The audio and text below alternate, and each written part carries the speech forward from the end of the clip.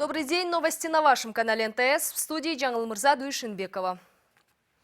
Депутаты наконец-то теперь законодательно отказались от служебных квартир. Накануне Джугурку Кенеш в первом чтении поддержал поправки в закон о статусе депутатов. Правда, прошел документ с большим скрипом. Даже несмотря на то, что большинство согласились с предложением фракции Республика Атаджурт, нашлись те, кто попытался блокировать документ. К слову, практически все, кто проголосовал против документа, люди состоятельные и в наличии казенной недвижимости явно не нуждающиеся.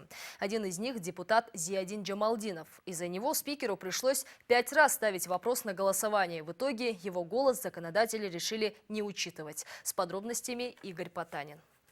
Вопрос отказа от служебного жилья выносится на голосование уже второй раз. За неделю некоторые народные избранники позицию по этому вопросу решили изменить. В итоге 57 законодателей поддержали предложение Республики Атаджурт, а 48 проголосовали против. Голоса противников закона о статусе депутатов распределились следующим образом. Фракция «Кыргызстан» против проголосовали 14 депутатов, включая лидера Каната Исаева. СДПК против закона проголосовали 18 депутатов. Фракция «УНГУ Прогресс» против 12 голосов, включая лидера Бакыта Турыбаева. От Атамикена против закона о статусе депутатов оказалось 3 парламентария. И от Бирбола против проголосовал только 1. Нашлись и те, кто всеми силами пытался сорвать голосование. Депутат Зиядин Джамалдинов, несмотря на то, что находился в зале, голосовать отказывался категорически. А по регламенту, если депутат зарегистрирован в зале, он должен нажать кнопку или «за», или «против». Иначе голосование считается недействительным. Можно, конечно, выключить компьютер,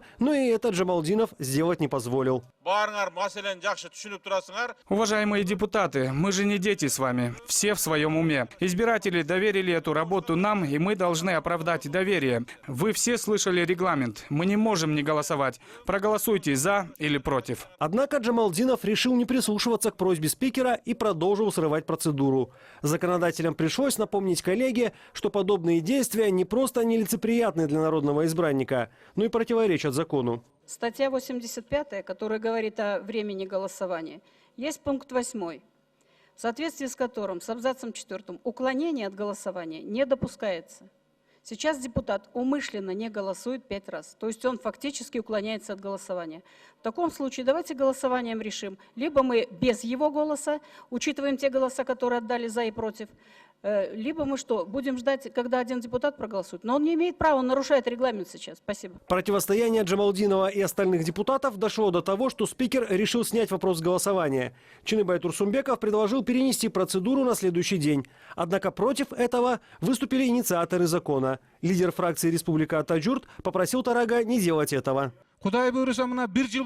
Вы создаете опасный прецедент, когда важные вопросы будут вот так стопориться только из-за того, что один депутат не хочет голосовать. Надо же как-то решать вопрос. Это же не выход. Уважаемые депутаты, завтра мы закрываем сессию. Уже год, как мы работаем в парламенте. Мы же должны отчитаться перед избирателями. Мы должны объяснить, какие законы мы приняли. В итоге депутаты проголосовали за то, чтобы не учитывать голос Джамалдинова. Документ о статусе депутата народные избранники поддержали в первом чтении. Уже сегодня Зиядин Джамалдинов извинился перед коллегами. По его словам, он не был против документа, а отказывался голосовать только из-за обиды на Тарага Джугурку Кенеша. Игорь Потанин, Алтынбек Каныбекулу, НТС. Сегодня в Ташкенте начнется 9-й саммит ШОС. В нем примет участие и глава нашего государства Алмазбек Атамбаев. На полях саммита, как ожидается, президент проведет ряд двусторонних встреч с главами стран. Свое участие в мероприятии подтвердили все 6 глав стран-участниц организации. В частности, лидеры России, Китая, Казахстана, Кыргызстана, Таджикистана и Узбекистана обсудят дальнейшую работу Альянса по вопросам безопасности и борьбы с терроризмом. В частности, возможные угрозы из-за ситуации в Афганистане и на Ближнем Востоке. Отдельное внимание участники саммита уделят процессу приема в состав ШОС Индии и Пакистана, а также обсудят дальнейшие действия по развитию экономического и культурного взаимодействия. По итогам саммита ожидается подписание 11 документов. В работе объединения также принимают участие 6 стран-наблюдателей: Монголия, Индия, Иран, Пакистан, Афганистан и Белоруссия.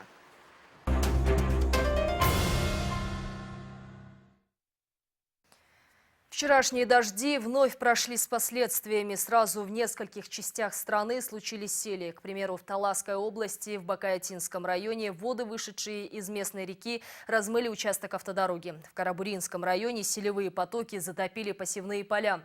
В Нарыне сели создали угрозу камнепада на дорогу, которую пришлось закрыть в оба направления. Как сообщается, сейчас на месте работает дорожная техника. А в Иссыкульской области, в селе Актерек-Джитыугусского района, осадки повредили урожай фруктов. По словам местных жителей, сильный град нанес ущерб яблоневым и абрикосовым деревьям. Тем временем в Казахстане, в Карагандинской области, еще у 6 жителей подтвердилась сибирская язва. Напомним, ранее 2 человека скончались в больнице. Как отметили медики, зарегистрированы всего 9 подозрений на сибирскую язву. Лабораторно подтверждены 6 случаев. В районе объявлен карантин. Установлено, что житель села Эркиндык без уведомления ветеринара забил больную корову и продал мясо соседям. В селе объявлен режим чрезвычайной ситуации. Областная ветеринарная лаборатория подтвердила диагноз «сибирская язва» на основании исследования проб мяса с забитой коровы.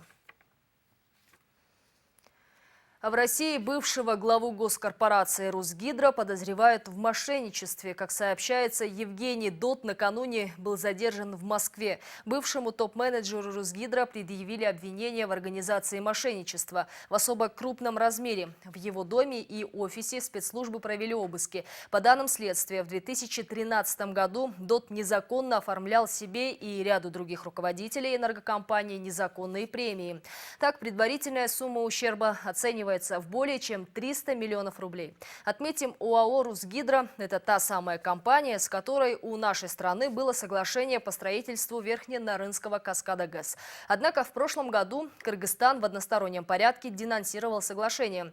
Расследование по уже затраченным российской стороной проектным средствам продолжается. Сам Евгений Дот ушел с поста председателя правления «Русгидро» в том же году. Сейчас он возглавляет совет директоров генерирующей компании «Квадро».